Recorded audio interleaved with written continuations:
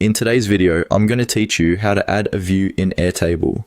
Airtable is an incredibly versatile tool for project management and data organization, and knowing how to use its features efficiently can dramatically boost your productivity. To get started, you'll want to open the base that you're working with. Think of a base like your project workspace where all your information is stored. If you're on the Airtable homepage, it's as simple as clicking on the base's name to open it up. Once you're in the base, you'll see all the tables and available views on your left-hand sidebar. Next, to create a new view, you'll want to locate and click on the option labeled Create New. This is typically found under the section that lists your current views. Airtable has a range of different view types, each designed for specific use cases, from grid views to Kanban boards. We're going to focus on adding a form view today. For instance, let's say you'd like to add a form view to your base. Form views are helpful when you need to collect data directly into your Airtable base.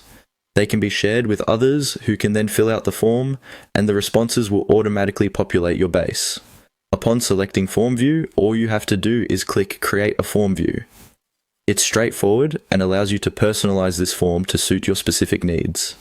You can drag and drop fields, arranging them to ensure the form captures all necessary information clearly and efficiently. One of the great things about Airtable's form view is its customization options. You can tailor the form's settings, adjusting who can access it, or add instructions and information that will guide people filling out the form. This flexibility is particularly useful for maintaining data quality and ensuring that those providing input have all the context they need right there on the form. Additionally, forms can be embedded into websites or shared via a direct link. This could be handy if you're aiming to gather information from a larger audience or integrate form completion into an existing online workflow. To modify your form's appearance or functionality, you just need to return to the form settings. Here you can edit fields, toggle settings, and update any prompts or instructions. Don't forget, any changes you make will automatically update the form once you save them, ensuring your data collection remains consistent and reliable. That's all there is to it.